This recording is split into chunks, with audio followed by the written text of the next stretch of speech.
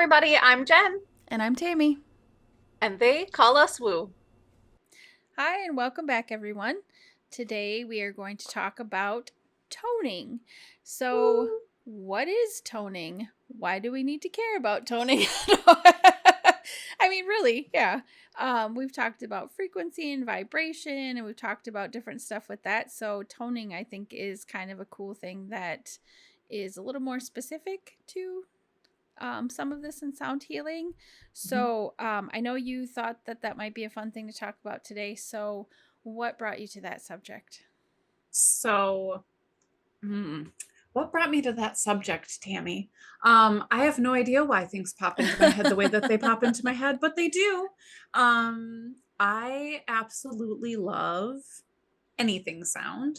Um, and I tend to do toning on my own. Half the time I don't even realize I'm doing it. I just make noise. It's just something I do. But I've also been looking more into sound healing and how the vibrational aspects of sound and our voice can help people clearing out some of their old energy patterns and help them shift through more quickly. Mm-hmm. And it's funny because I was thinking about toning is actually just vocalizing different sounds and different noises. So like humming or um grunts and groans and different vowels and crying out. Those things are all forms of toning. And I was thinking about how when I was a kid, my dad still does this, but when I was a kid, my dad, when he would just be kind of lollygagging, doing things around the house, he had a specific thing that he would hum. Mm-hmm. And it was always when he was like calm and getting ready to do something.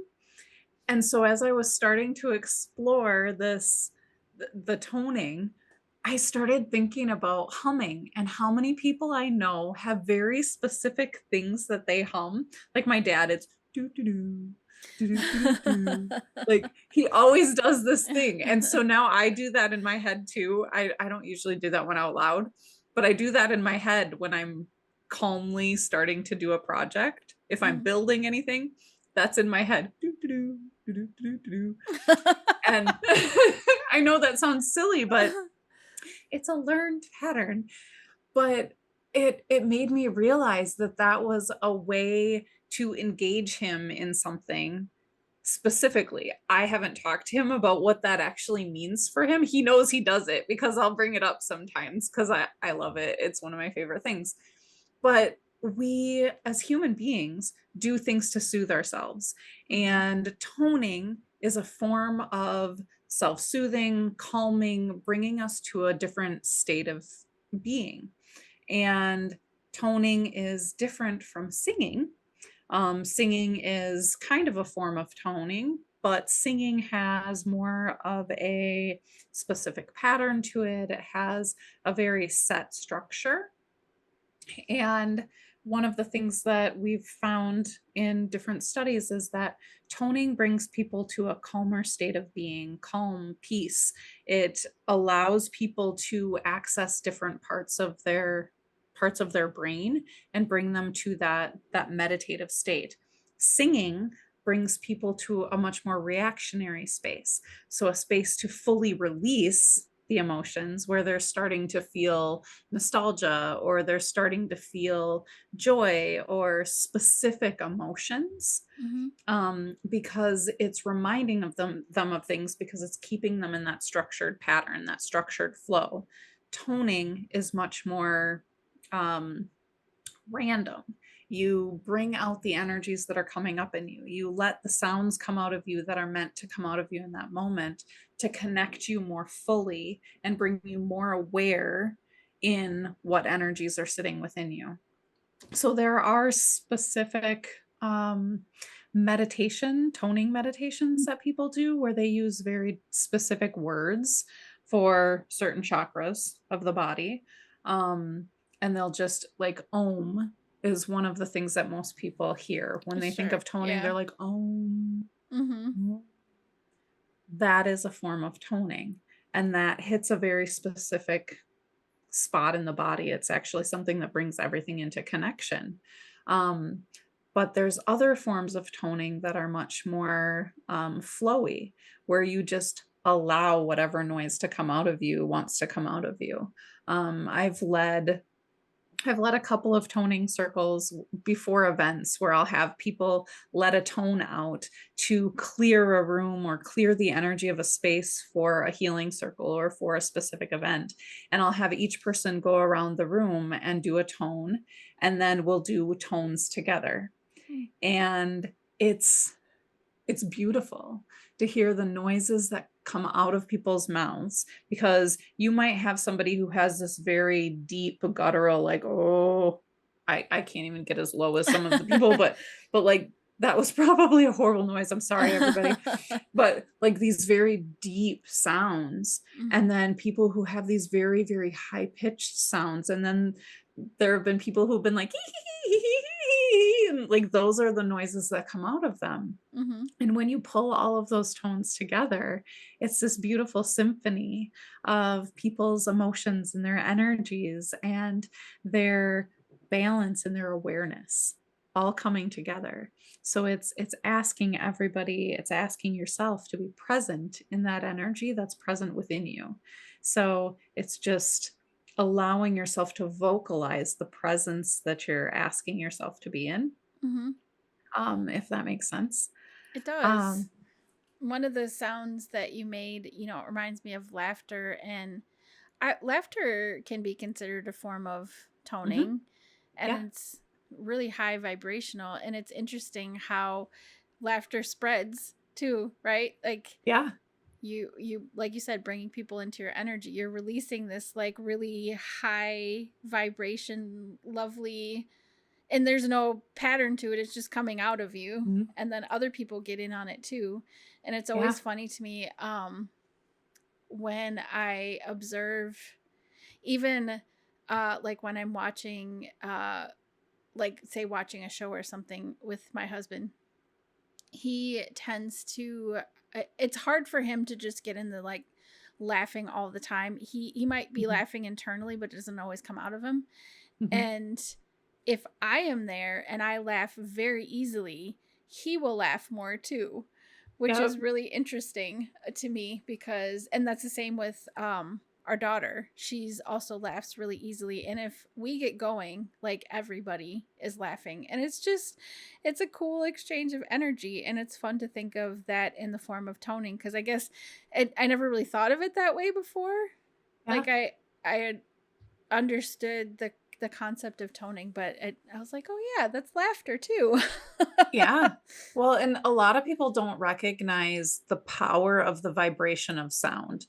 Mm. So we think about sound healing instruments like drums and singing bowls and things like that, and people recognize those. But the sounds that come out of our mouths, if you think about anytime you've said somebody's name incorrectly to them, Mm. what is their response?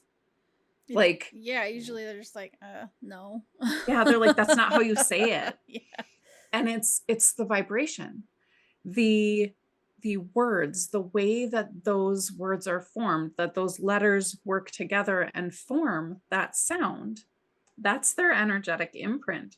So Mm-hmm. when you speak it and it's incorrect, it's hitting them in this way that's like, oh, that's not right. It doesn't resonate. That's not right. And it's a form of toning, it's a form of sound healing.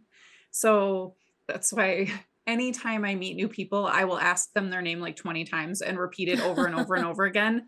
And then if I recognize that I'm probably going to say it wrong, I'll say, you know what, I don't remember how to pronounce this, please say it again, so I can say it again, because I don't want to put the wrong vibration on their name, because I want them to fully receive that they're being seen and that they're being heard and that I'm present with their energy.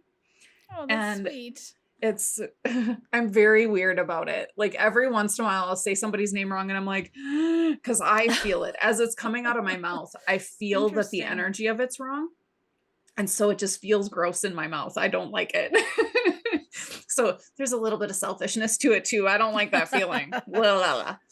But it's also thinking about the way that we interact with the world. So if you think about the different tones that come out of your mouth, like when you feel relaxed, you're like, ah, Mm-hmm.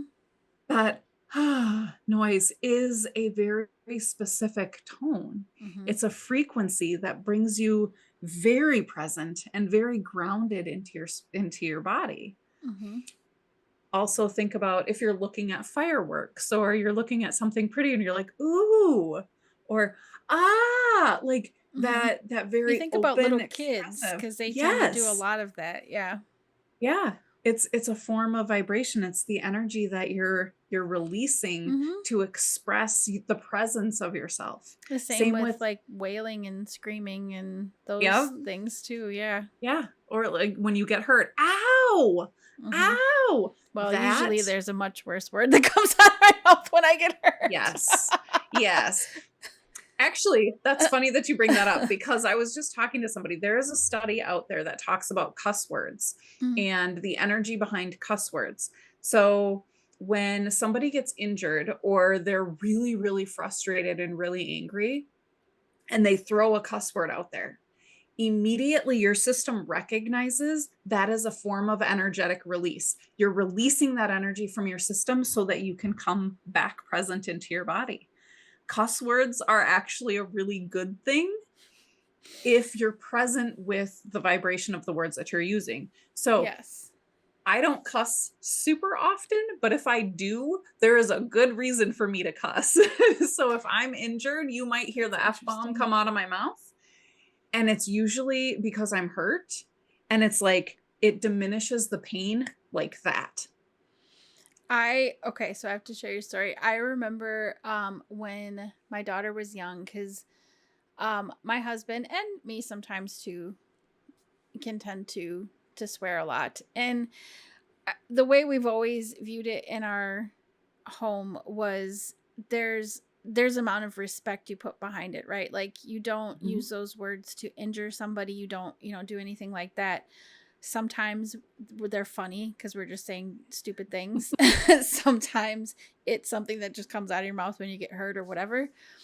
But I had this whole conversation with my daughter when she was little, and what usually worked for her is if I over explained something and she decided it was just too much work, she just wasn't going to do it. So I over explained everything behind swear words, where I said, sometimes people might think that makes you less intelligent. Sometimes people might be insulted by it. Sometimes and I explained all these things around it, and that sometimes they can hurt people. And we always want to make sure we're using it in a way that is not harmful, blah, blah, blah. So she was like, "Yep, I'm cool." And at the end, I basically just told her, like, you're just not quite old enough to understand when to use it and when not to. So it's probably best to wait until you understand. She's like, Mhm. "Cool, fine. That sounds complicated. I don't want to do it." So, I did tell her at one point that after that it can be like relieving sometimes, and Mhm. so I remember one day she came home and she was super frustrated. She was probably about 9 years old. She was super frustrated. She had had a terrible day.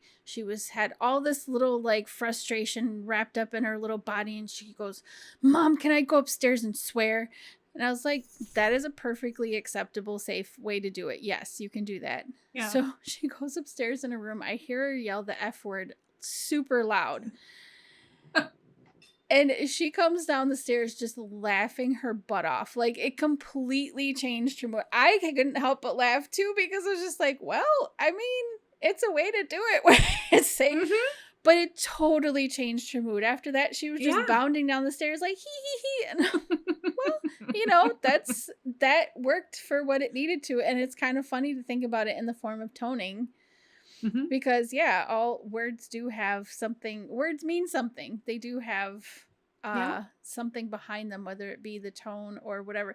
It's like the same reason why sometimes it's easy to understand if someone else is saying something harsh in another language or something pleasant in another language or whatever. You might not understand the language, but you usually understand the tone, Mhm. which is Yeah. interesting.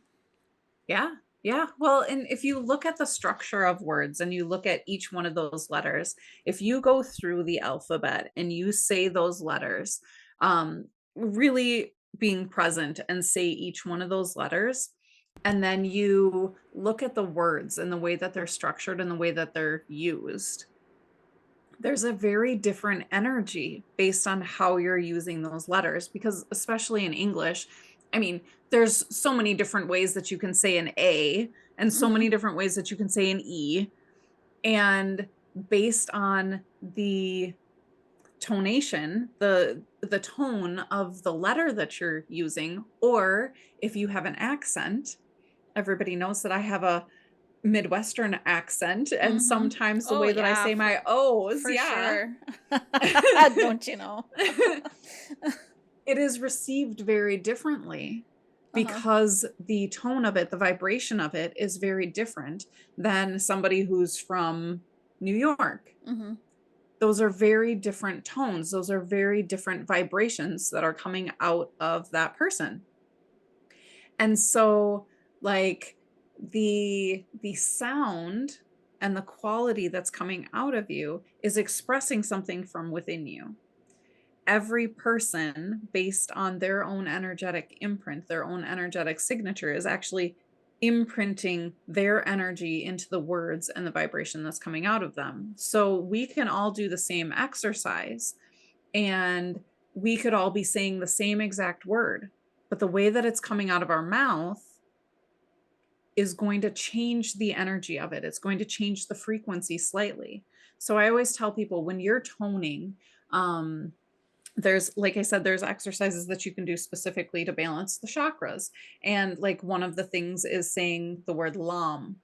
And so it's like lam, lam. But the way that I say it and the tone that I say it in might be very different from the tone you say it in. You might say it more like lam, Mhm. lam.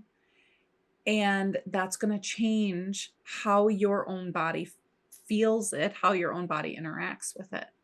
So when you're doing any type of tonal work and you're doing healing with tones, it's it's getting into um a safe present space with the person that you're working with, or if you're working with yourself, to actually allow yourself to feel what feels good to you and what feels right to you.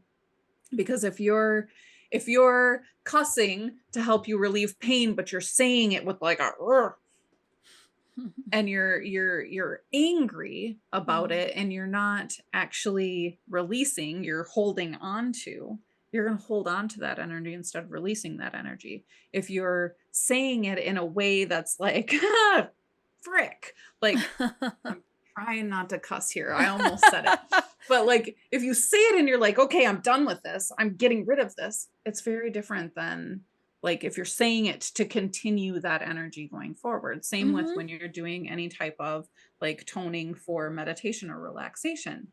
If you put that energy out there for the purpose of relaxation and actually feel how it's affecting your system, it's going to allow you to feel it more deeply. It's going to allow you to heal that energy and work with that healing energy rather than hold on to whatever it is that you're trying to Yeah, shift out of your body. that totally makes sense. I've done drumming before. I had experiences where um after experiencing some releases with that, I felt the urge to release with like screaming.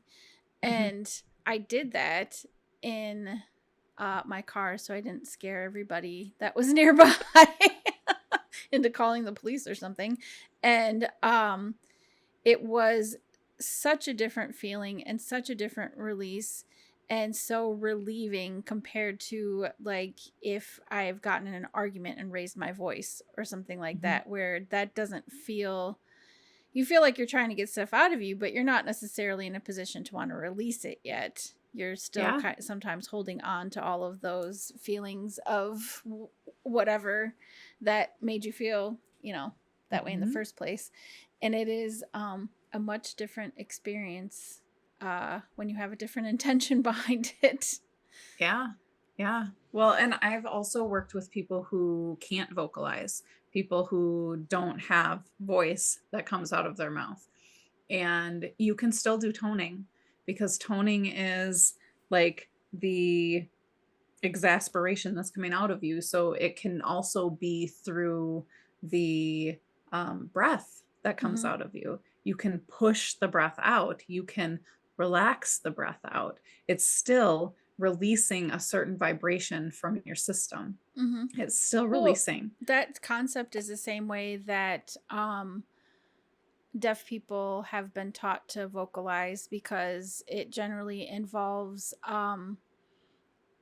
holding a hand to your throat, so Mm-hmm. you feel the different vibrations when you're making different noises, and that's Yeah. how um, they are taught. Or historically, they don't do that as much anymore, because it used to be a thing where like every deaf person was thought that like if they couldn't verbalize, then they would never survive, and that's not so much of a thing anymore. But there's still some people Mm-hmm. who learn to vocalize, and that was how they would do it, with the vibrations in their throats, and then understanding what those vibrations meant in the form of a word.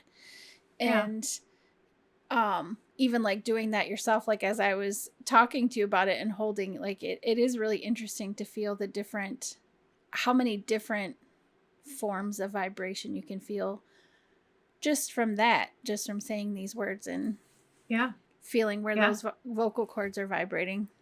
Yeah. So, little known fact for our listeners, Miss Tammy is fluent in sign language. This is a little known fact that I found out about her a while ago, and I was like, "What? What?" So Tammy does know about this, and yeah, I this is something that is really interesting to me because I forgot about that. Like, I I was part of Lions Club International, and Helen Keller was very integral in some of the projects and programs that they did. And so we learned a lot about how she learned to speak Mm-hmm. because she was deaf and blind. And I was always, every time they talked about that, I was like, what? Oh, that's so cool. And then I had clients, massage clients who worked with interveners. So the people who would help them learn and interact with them Mm-hmm. um, with without being able to speak or vocalize. And I've always been super fascinated about that. So I'm glad that you talked about that because I think it's something that people don't think about. And it's important for us to recognize that no matter where we are, no matter what our abilities are, no matter what's going on, we have the ability to use these tools Mm-hmm. and to allow ourselves to heal by being present with Mm-hmm. what we have access to. It goes back to the intention, like you were Yeah. saying too, right? Like there's so many things that we can do to heal. If that is our intention, it will work. Mm-hmm. And it can be done. There's certainly people who cannot vocalize. It's some that don't even have the vocal cords or capacity Mm-hmm. for it. But like you said, with breath and with other and that can be coming out of your mouth, but you can even feel, depending on the type of breath that you're taking, in your chest, if you're Mm-hmm. holding on to that. There's so many different ways that you can feel the tones in your body. And there's also, when people are talking about like earthing and stuff like that, that is also about vibration, frequency, and tone. There's a tone Mm-hmm. that is in the earth, that's in plants, that's in the air, that's in water. Mm-hmm. And it's fascinating to think about Yeah. all of that. I know people who use things like tuning forks that you think of for instruments, but they use those for like massage and stuff, doing, having certain Mm-hmm. vibrations on the body, and then having the tone set to, or having it set to a certain tone so it does different Yeah. things. So when people hear it and feel it, it causes a different shift in their body. It's really cool. Have you ever sung to singing bowls before? I have not. I used to sing Oh. myself to Well, sleep in the car, according to my mom. that works too. No, so singing bowls it's the coolest thing. So if you strike a singing bowl and allow it to tone, Mm-hmm. and you match that tone with your voice, it amplifies What? the sound. Why have I never done that? I And need to do that. it's really cool if you take another singing bowl and place it by it. You can also do this with tuning forks because they will match each other. So Whoa. it's like one will be ringing and the other one will start ringing. It is the That's coolest cool. thing, but it is a really cool way to tone because you can strike the singing bowl and then you can match the tone of that singing bowl and you can play with how that feels energetically for you. Or I used to do this. I was the weird kid in band. I was a trumpet player, but for whatever reason, I got it in my head that I wanted to match all of the sounds that the instruments made. So I would A have sound healer in the making. I would have all of my clarinet friends. I would have them play the weirdest notes. And sometimes they were just the really squawky, like noises. And I would copy those things.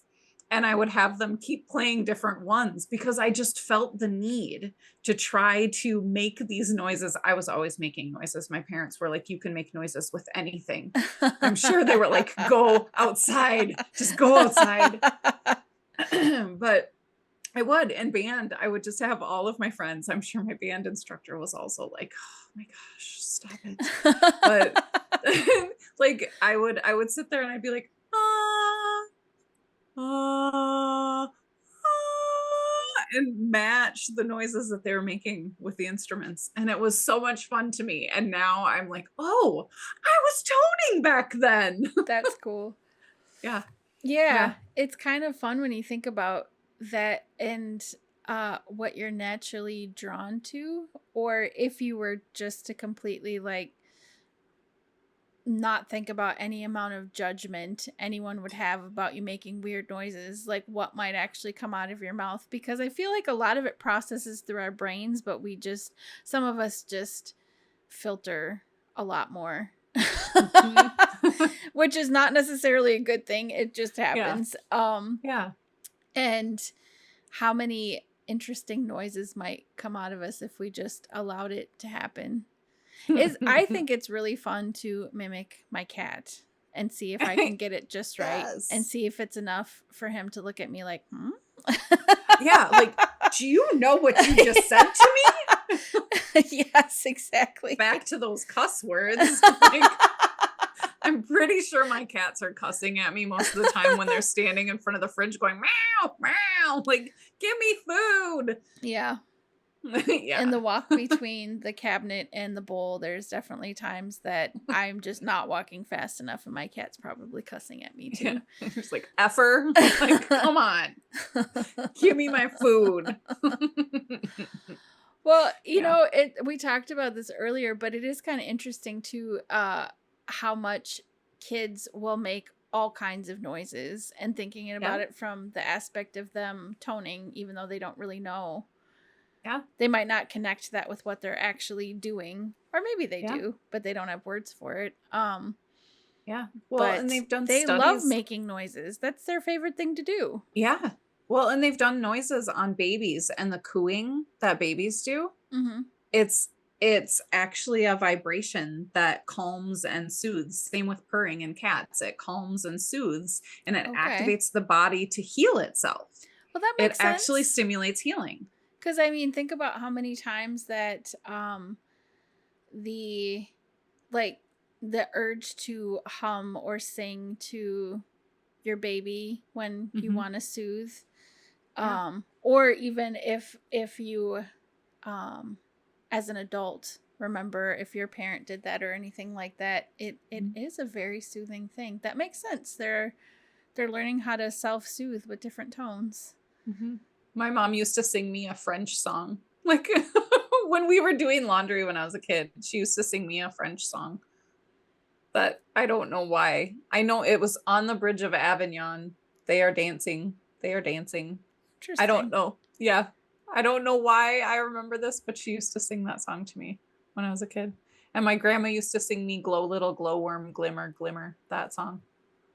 Oh, that's Yeah. cute. I used to have this is definitely dating me, but I used to have this little Fisher Price. It was this little device that you wound up and it would play you a song, and it had a little handle that you could like walk around with. I'm pretty sure it was from like the 50s or 60s.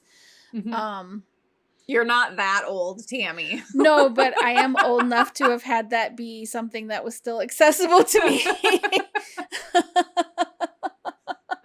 You look really darn good for being alive in the 50s. Like, um but it was this cute little song that was about like whenever I feel afraid, I hold my head erect and hold my head up high so no one will suspect I'm afraid. But there was this part that was like making these noises too, mhm. that I always thought was kind of fun. And then my mom used to and that probably was like a piece of that.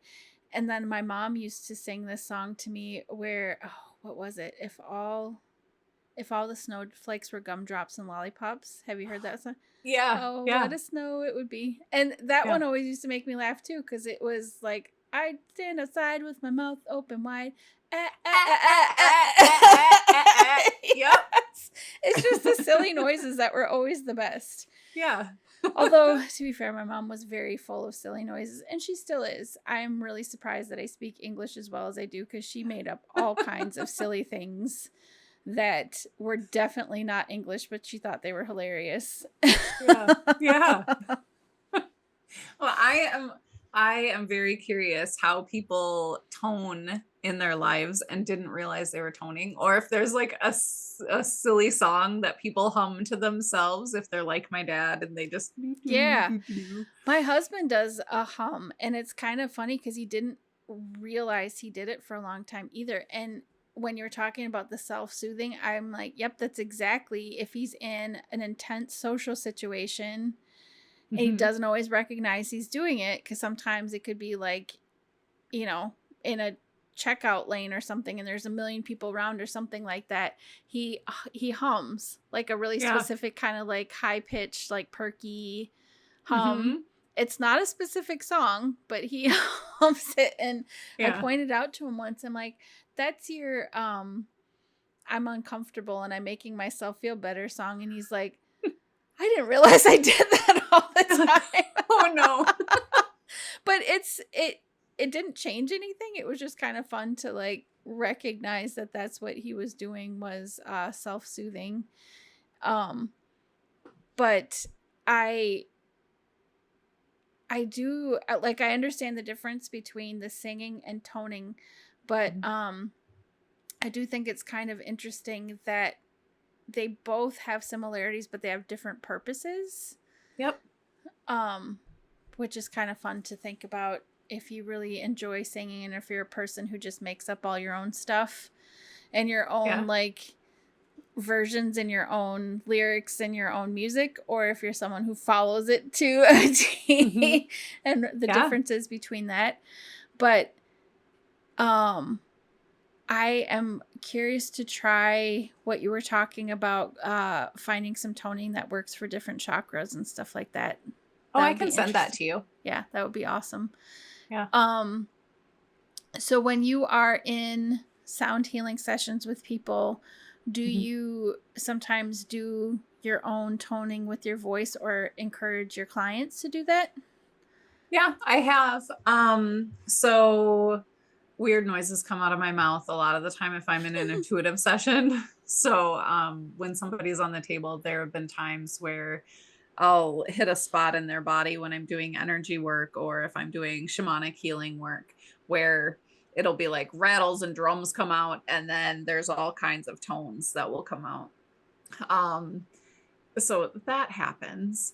But there have also been times where I'll be working over somebody's throat in particular, that spirit will ask, hey, can you have them cough? Can you have them scream? Can you have them do this? Because we need to clear this energy. We need to vibrate this. We need to shake Hmm. this up a little bit.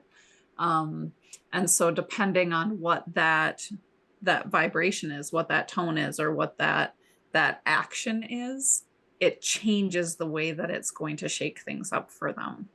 Okay. So there have been a lot of times where it'll be like, hey, can you cough 3 times? Like, so it sounds silly, but like there will It's be for a very reason. specific. Yep.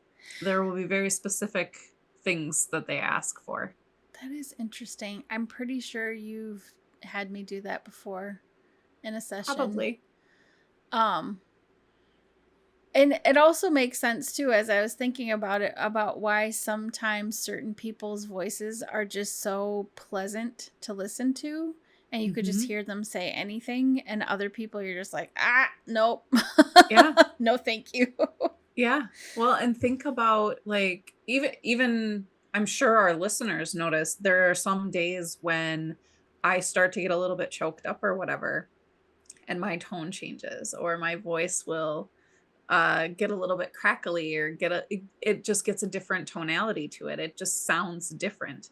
It's the different energy that's coming out, the different vibration that's happening, the different tone that's happening, because it's working on asking me to be present. It's like, hey, be present, notice that you're getting choked up on this. What's going on with you? Go inside and look at this. It's the body's way of asking you to be Mm, present and be there. And so even when you're talking to your friends, when you're talking to your family, your tone is going to change. The way mm-hmm, that you're vocalizing things changes based on your emotions and the energetic imprint, the energetic output that you're putting out there in that mm-hmm. conversation. Like the same way So you would talk, people tend to talk to babies differently than they talk to yes. adults and stuff like that. It just automatic a lot of Mhm. times. Yeah, or if you're talking to a friend who's going through some shit. If Mm-hmm. you're talking to somebody who's really really joyful, your energy is going to be different. You're going to be present differently than you Mm-hmm. would be otherwise. And same with if you notice that you're not having a great day and you're not feeling super present, it might be hard for you to vocalize. It might be hard for you to put words out there because your body's asking you to be present and making it harder for you to speak. It's saying, "Hey, we need you to focus. We need you to come back here and be Mm. present." Yep, that So makes sense. I would ask everybody to take a few moments on a day that they're feeling a little bit off or they're feeling really really excited when their emotions are on either end of the extremes. Take a little bit of time and look at how you interact and what the noises, how different the noises are that are coming out of your system, Mm-hmm. how different you're toning. Hmm. And even I would even say on different days, if you're anything like me, I have different names that I go by depending on who I'm talking to. Like some of my clients know me as Jennifer, some know me as Jen, some know me as Jenny. So I have different names. Well, the vibration of those is very different. Like I used to tell people, Jennifer's my professional name, Jen is my fun name, now it's my fun name. Jenny was my fun name. Jenny is like my everybody that's known me since I was a child's name, so it's a little bit less formal. And Jen is just like I'm the person who's getting things done and like I'm the massage therapist. I'm this. But so I have very different energies based on like who I'm talking to, who I'm interacting with Hmm. and the name that I'm actually putting out there. Well, it's the So same as how people talk to us, right? Like my mom using my full name was entirely different than my mom yes. saying Tam, right? Like Yeah, you're just like, yeah, oh, okay. I know that means something yeah, different. yeah. But so pay attention to that. Like when you tell somebody your name, if you tell them your full name, how are you feeling in that moment? How like what does your present body feel like? As opposed to if you tell somebody your nickname, how do you feel in that moment? Just pay Yeah. attention to it. That is really interesting because I'm pretty okay with anyway, like my full name Tamara is people pronounce it many different ways and I've never Mhm, really had any specific feeling towards that. Like I notice it, but it's not like it doesn't bother me where I'm like, mhm, oh, it's got to be pronounced the right way. But there is significant difference, now that you say it, between someone using my full name when I think that they're comfortable enough with me where they don't need to use that, or on the flip side, people getting too informal with me immediately and shortening my name, where then it triggers something like, okay, well, is there a reason that you want me to feel this comfortable with you immediately? Yeah. You know what I mean? Like, Yeah. it's now that you say that, I'm like, that is really interesting how different that can be. And of course, like, the tone behind it makes a difference too. And I'm very much an interpreter of tones. Like, that's just part of how I speak. Like, you can have words coming out of your mouth, but if your tone is disagreeing with the words, I'm like, what are you actually talking about right now? You said that was a joke, but was it? Yeah. You know? I don't think it was. Yes. Or like, you say you're feeling okay, but your tone is telling me that maybe you need more support, or whatever the case may be. Yeah. Yeah. That is really interesting to think about. That is not things that I thought about as far as toning. I was always thinking of it in the context of like creating the verbalizations and creating the vibrations and creating like a sound healing environment. Yeah. Yeah. Lots to think about. We could certainly dive more into that at another time too. Like, actually looking at a sound healing session or how that's structured. But I think it's really important for people to look at the actual tones and the presence that they're putting into those tones in a normal everyday life, because I mean, that's every day. It's not just on the days that you're getting healing work done, because you're interacting with yourself all the time. Whether you like it or not. Yeah. Yes. Well, this was a fun conversation. I'm really looking forward to continuing so many more conversations. And every time we end one of these, I'm like, oh, we'll definitely have to revisit this at some point. Because there's just so much information and cool stuff to talk about after we broach this subject. So, of course, as per usual, if people have any specific questions, just let us know. And we'd be happy to look into it or answer if we have the answers for you. Yep. Okay, everybody, we will see you next week. Hopefully you are going to go and sing and laugh and be merry. Yes. Unless your name's not Mary, and then you can be whatever name you want to be. There you go. Ow. All right. Bye, everybody. If you want more woo, please feel free to check the links in the description. Of course, we love hearing from you, so keep letting us know all of your lovely ideas. Have a beautiful day, our wonderful woo mates.